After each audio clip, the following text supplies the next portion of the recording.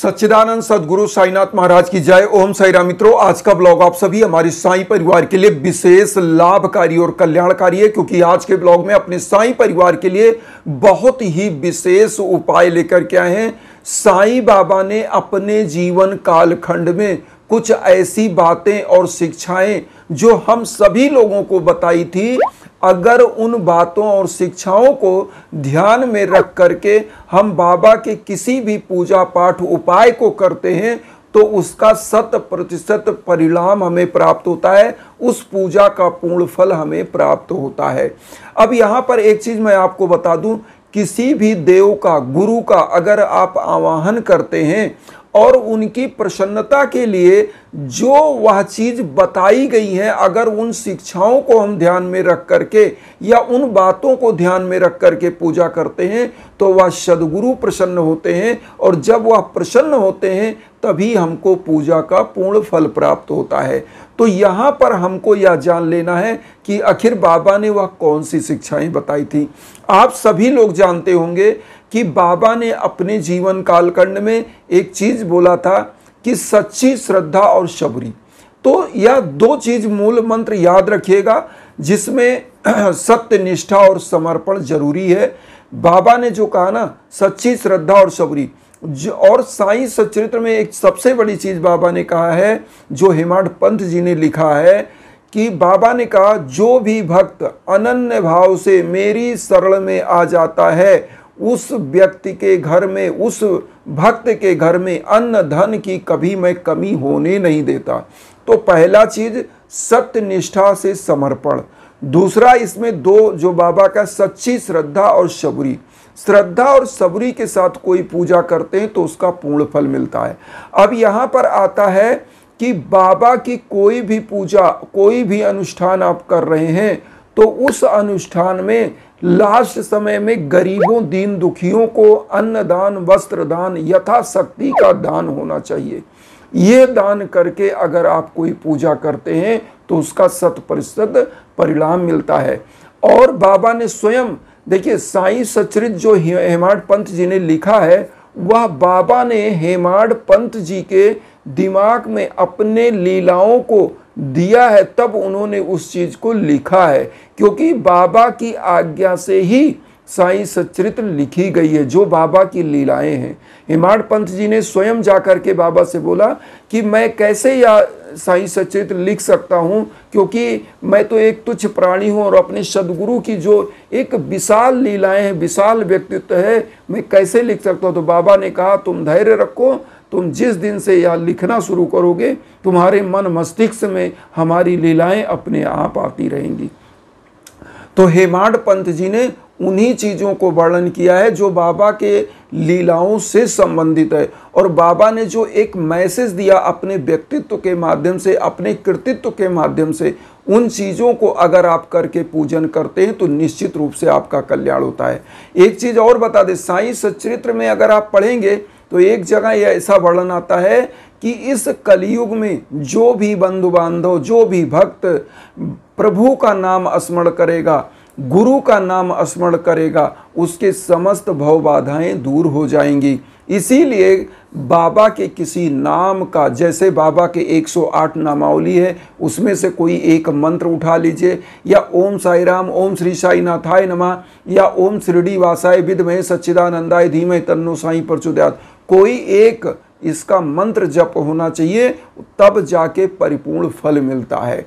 तो यहाँ पर आते हैं, आज जो हम उपाय इसमें लेकर के आए हैं, मैं आपको बता दूं उन्हीं बातों को, बाबा की इन्हीं जो शिक्षाएं, देखिए जो आज हम पूजा बताने जा रहे हैं, सबसे पहला चीज संकल्प। किसी भी पूजा का जब आप संकल्प करके पूजा करते हैं तो उसका पूर्ण फल प्राप्त होता है। तो आपको क्या करना है, अगर आपके जीवन में कोई कष्ट चल रहा है, दुर्भाग्य चल रहा है, आपका भाग्य साथ नहीं दे रहा है, तो आपको करना क्या है, सबसे पहले गुरुवार के दिन इस पूजा को करिएगा, और कम से कम 5 गुरुवार, 5 थर्सडे आपको इस पूजा को करना है। वैसे तो अनवरत करें तो और अच्छा है, लेकिन 5 थर्सडे इस पूजा को संकल्प के साथ करना है। क्या करना है, गुरुवार को आप थोड़ा सा हल्दी ले लीजिएगा, लगभग 25 ग्राम हल्दी, पिसी हुई हल्दी साफ ले लीजिएगा, और उसके बाद पीला पुष्प ले लीजिएगा, घी का दीप ले लीजिएगा, धूप बत्ती ले लीजिएगा और उसके बाद एक नारियल ले लीजिएगा। नारियल लेने के बाद आपको एक काम करना है। इतना चीज़ लेने के बाद आपको थोड़ा सा कपूर लेना है, इलायची ले लीजिएगा, हरी वाली इलायची 5 इलायची लीजिएगा। 5 इलायची में मैं आपको बताऊंगा क्या करना है। और 1 रुपये का सिक्का ले लीजिएगा, 1 लोटा जल ले लीजिएगा और उसके बाद आप नहा धो करके साफ स्वच्छ वस्त्र धारण करिए और जैसा कि मैंने बताया सच्ची श्रद्धा और सबूरी के साथ, भक्ति भावना के साथ, पूर्ण समर्पण के साथ बाबा की पूजा में आपको बैठना है। तो संकल्प सबसे पहले मेन महत्वपूर्ण है। संकल्प कैसे लेना है? 5 थर्सडे आपको करना है।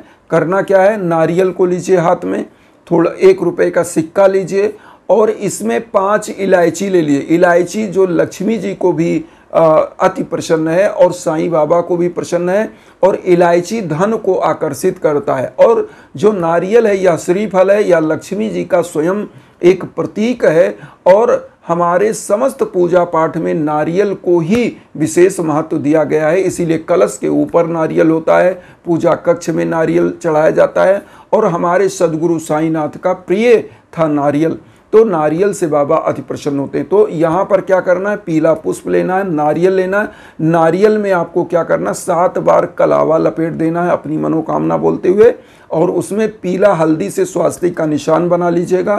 थोड़ा सा पीला हल्दी भी रख लीजिएगा, थोड़ा सा अच्छा चावल रख लीजिएगा, 1 रुपये का सिक्का और जो भी यथाउचित दक्षिणा के लिए आपको रखना है।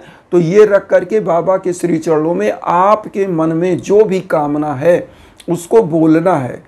उस मनोकामना को बोलिए और वहाँ बाबा के श्री चरणों में अर्पित कर दीजिए।